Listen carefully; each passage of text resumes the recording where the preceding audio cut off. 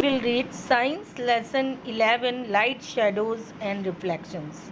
Explanation Part 2. Children, in part 1, we have read about light. Okay, and characteristics of lights, what are shadows, and how is it formed. In this part, we will read about how does long light travel, means light travel कैसे करती है. We have seen that a shadow is formed directly behind an object. हम जानते हैं कि shadow किसी भी object के बैक साइड में बनता है, बट वो ऑब्जेक्ट ओपेक होना चाहिए. In the same way the image is formed in a pin hole camera. और सेम वे इमेज जो बनता है पिन होल कैमरा में, वो भी इसी तरह बनता है. This is only possible if light travels in a straight line. लेकिन ये तभी संभव है जब लाइट स्ट्रेट लाइन में मूव करती है. In fact light is made up of different types of rays that travel on a straight path.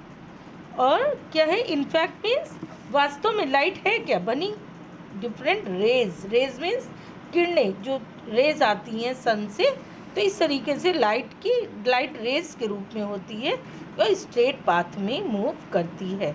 This property of light rays causes many interesting phenomena about which you will learn in the higher classes. और इस तरह से light के raise के move करने से, raise के रूप में मूव करने से डिफरेंट इंटरेस्टिंग चीज़ें पढ़ने के लिए मिलती हैं हमको, जो कि हम लोग हायर क्लासेस में पढ़ेंगे. नाउ चिल्ड्रन, अ लाइट रे is very narrow path of light. Narrow path means जो बहुत ही छोटा रास्ता है. रे के रूप में लाइट बहुत जल्दी हम तक पहुंचती है. It is represented by an arrow. इसको एक एरो से रिप्रेजेंट करते हैं with the head showing the direction of light. और जो उसका हेड आगे का पार्ट, वो लाइट का डायरेक्शन शो करता है. Many rays together make a beam of light. Children, many rays means कई किरणें आपस में मिलकर जब एक साथ चलती हैं तो उसको बीम यानी झुंड में एक साथ कई लाइट रेज निकलती हैं, तो that is beam of light. इसको बीम ऑफ लाइट कहते हैं. You can see beam of light. See this picture. This is below picture. You are in the first picture you are seeing a ray of light. ray दिख रही है, किरणें निकल रही है. बट जब किरणें, ये रेस कई सारी एक साथ निकलती हैं, come together, then it is called beam of light. ठीक है. नाउ हम लोग फिर अपनी टॉपिक पे आते हैं. Children, we will do an activity for showing this कि लाइट ट्रेवल्स करती है स्ट्रेट लाइन में. To check that light travels in a straight line. अब इसके लिए हम लोग मेथड क्या अपनाते. You are seeing two boys. एक पे इन्होंने एक ये दफ्ती का ये बना रखा है डार्क कलर का लपेट के रोल, और दूसरे में देखिए एक कैंडल जला दी है. तो वहाँ से जब हम लोग देखते हैं तो आपका जो रोल है वो एकदम सीधा है, आपको जो कैंडल की रे है वो दिखाई दे रही है. But in the second picture a child looking at the candle through a straight pipe. और सेकंड में क्या बेंट पाइप है. बेंट मीन्स मुड़ी हुई. यहाँ पर पाइप को काफ़ी बेंट कर दिया गया है. अब कैंडल तो अपनी जगह पर जल रही है, बट जो लाइट, जो आपने कैंडल, ये जो इसको आपने क्या किया है, बेंट कर दिया है. क्या, जो आपका रोल है, बेंट करने से क्या हुआ, लाइट को सीधा रास्ता नहीं मिलता, स्ट्रेट लाइन में मूव करती है. और आपकी ये बेंट हो गई तो आप तक लाइट पहुँचेगी नहीं, आपकी आंखों में आपको लाइट दिखेगी नहीं. तो it proves that light moves in a straight line. Now we will read method. Light a candle. Take half length of a dark coloured chart paper and roll it into a pipe. Pipe के रूप में roll कर लेते हैं. Take care that the pipe is straight. और ये ध्यान रखना है कि पाइप स्ट्रेट होनी चाहिए. Look at the candle through it. हम इसके थ्रू कैंडल को देखेंगे. You will be able to see the candle.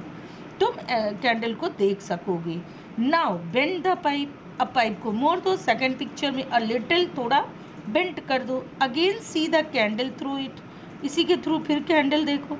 The candle will not be visible now. अब कैंडल हमें नहीं दिखाई देती. This observation shows that light travels in a straight line. जब आप बेंड कर दिए तो लाइट का रास्ता बेंड हो गया, तो लाइट तो सीधी लाइन में जा रही और इसीलिए हमको नहीं दिखती है. You are seeing this beam of light and the in the picture a ray of light. So it proves light moves in a straight line. Now children, we will read second other topic. How does light bounce? Light bounce कैसे होती है, रुकती कैसे है? We have seen that things are visible because light hits them and bounces back. हम लोगों ने देखा है कि चीज़ें हमें क्यों दिखती, जब लाइट पड़ती है किसी चीज़ पे तो उस ऑब्जेक्ट से जाके वो टकरा के हिट करती है और लौटती है, वापस लौटती है और हमारी आंखों में इमेज बनता है और हमको दिखता है.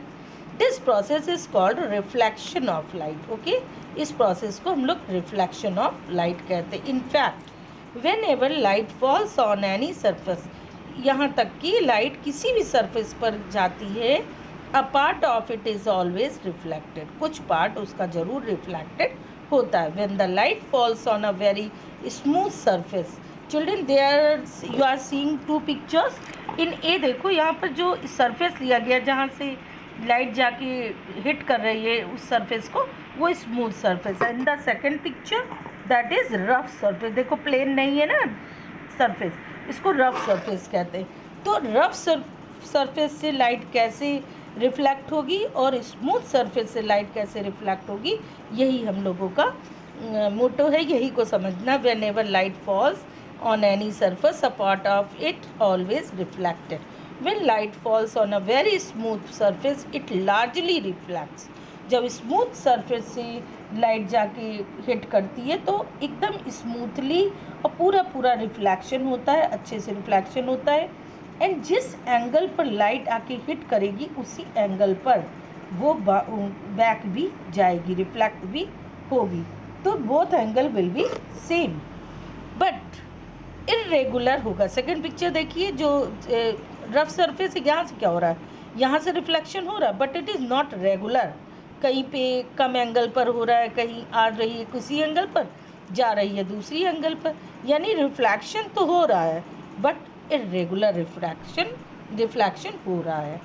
Light beams falling on them get reflected in a regular pattern. जो मिरर होता है उसमें रेगुलर पैटर्न होता है क्योंकि वहाँ पर स्मूथ सरफेस होता है और जितनी भी लाइट मिरर पर जाके हिट करती है वो सारी की सारी रिफ्लेक्ट होके सही एंगल पर आकर लौटती हैं और हम इमेज हमको सही दिखाई देता है.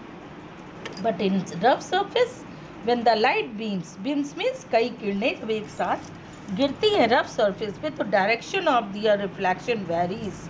यहाँ रिफ्लेक्शन क्या होगा, वेरीज हो जाएगा, अलग अलग हो जाएगा बिकॉज ऑफ इरेगुलर सरफेस. भाई स्मूथ तो है नहीं, इसलिए सही से रिफ्लेक्शन नहीं देगा.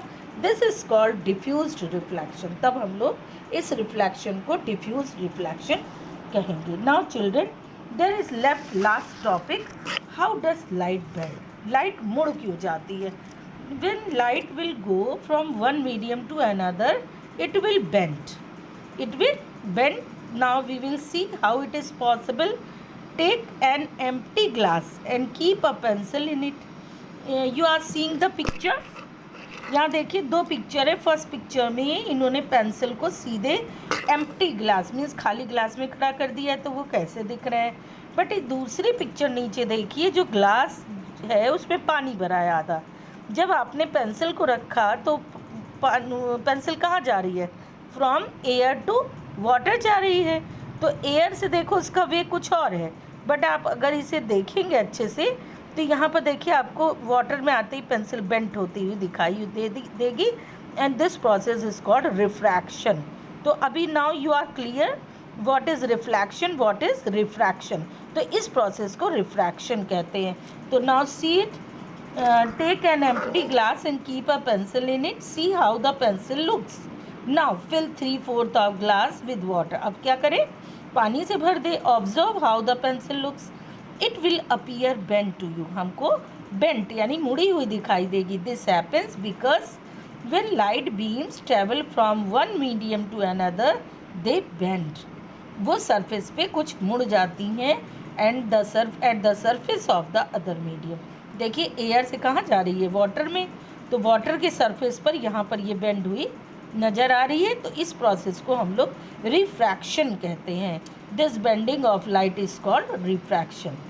Now children, this chapter is completed here.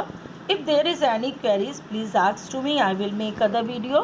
Thank you so much.